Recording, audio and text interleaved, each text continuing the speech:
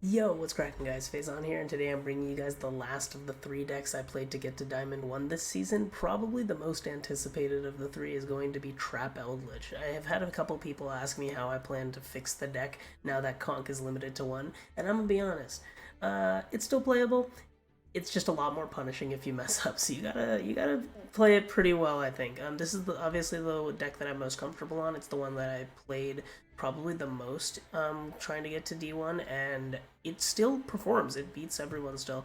It's just you gotta be like really careful with your trap usage.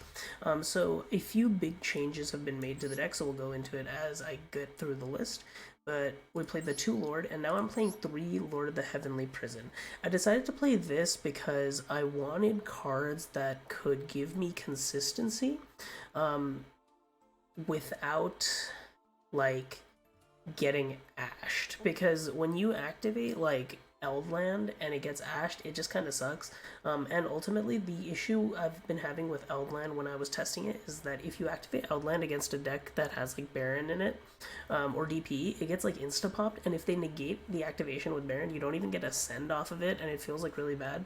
When you get the Lord of the Heavenly Prison negated, obviously a similar thing happens, but Lord of the Heavenly Prison feels maybe a little bit more impactful against decks that aren't going into Baron. And I guess the biggest reason is this card is actually good going first, whereas Eldland kind of blows going first because you search a trap, and if you draw 4 traps in Eldland, that means you always have to make a choice about which of the traps you're keeping in hand, which always just feels really terrible. I'm just not a fan of Eldland for the format, and so I think that I'm cool with this as is. We're playing the 3 Extravagant still, 3 Torrential, no need to go over these. I played 2 Trap Trick. I think you could justify playing just the one, but I wanted to basically have 5 copies of all my trap cards. And 2 Trap Trick kind of just makes everything in the deck searchable, more or less. We are playing a very, very low spell count, and we're just like all-inning on traps here because I want to set 5 every turn.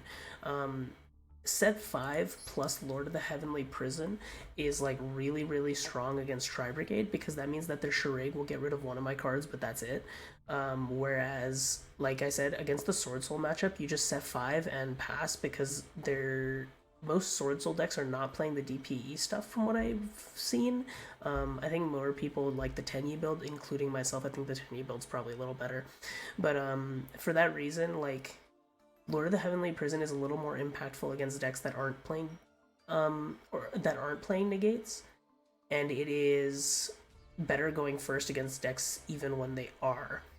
Uh, but yeah, we're playing the 3 Scarlet, obviously, the 3 Punishment. I was originally testing Nadir and Ecclesia as well, but honestly, I kind of hated it, and I also just hated having more monsters than needed. If you notice, we've also cut the Lava Golems. That was primarily because I decided that if I was going to play Heavenly, I needed to cut the Lava Golems, and so we've actually found like a workaround for that as well.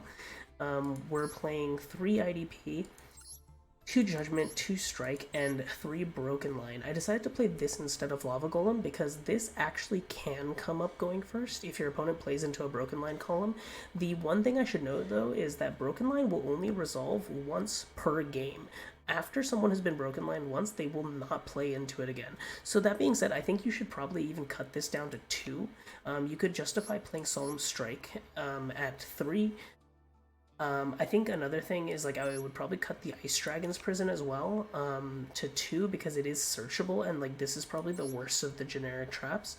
And like I said, the trap trick could probably be at 1 if you wanted. One thing that I was not playing that I would very highly consider based on what I've been seeing in the format is Gozen Match, just because like this deals with Sword Soul very well, and it deals with Tri Brigade quite well as well. So this is probably going to be one of the better floodgates for the format, so I would consider like maxing out on this.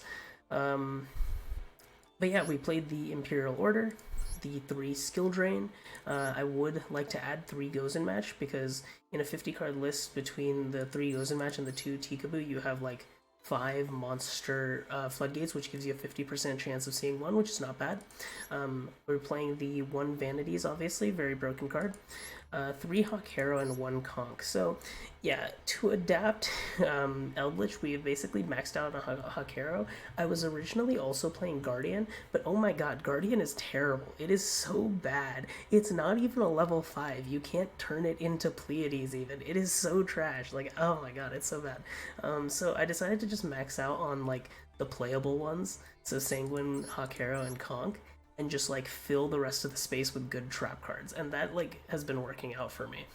Um, and so we wanted to minimize how many monsters were in the deck because you want your optimal turn is setting 5. You do not want to have more than one monster in your hand, especially going second. Like drawing double monster going second against like any deck with a proactive way to deal with a face down card, like a let's say Revolt. Oh my gosh, if you draw Lord plus Heavenly, even if you activate the Heavenly, they Revolt banish one, you're trying to play off 3 traps. It's so miserable. So yeah, definitely want to max out on traps, keep monster count to as low as possible. For extra deck, we're playing 2 Entis. I honestly wanted to up this to 3. I just don't have the third one right now. I would probably cut Zeus. This card never comes up for me, so definitely wasn't a huge fan of it. We played the 1 Omega, 1 Pleiades, 1 Gustav. I think when you're playing Heavenly, Gustav comes up a lot more, so I'd probably up this to 2 just to play around the Extrav banish more often. I think you could probably justify cutting either the Cerberus or the Phoenix. I don't really like go into these too often unless I'm just trying to get my Lord into Grave to convert him into like a buffed up Lord. So I would probably cut like the Cerberus. I think that comes up a little less probably. We're playing the 1 Link Spider, 1 Imduck, 1 Phoenix, 1 Win. This card's actually good again. I've actually used it to summon back Baron de Fleur a few times. So yeah, Win the Wind Charmer, good card, play it. We played the 1 Lina, 1 Unicorn, 1 BLS Link. Again, this is a card that like just doesn't come up that often for me. I don't find myself ever wanting to go into this because I don't think it does that much on its own, especially in a format with 3 skill drain. So I would probably cut this as well. Maybe put in like another Link 2, maybe another Lina, because Lina is definitely my favorite Link 2 in this deck. And then we played the Unicorn and the Access Code. But yeah, with the changes that I've just made in front of you, I think this is the version of the deck that I am going to be playing moving forward for the rest of the format. But as I said, the deck is still quite playable. It's just very punishing if you mess up. So you got to make sure you your technical play is on point. But let me know what you guys think. Let me know what changes you'd make, and make sure you leave a like, comment, subscribe. Let me know what I'm doing right and wrong around here, and I'll catch you guys later. Peace.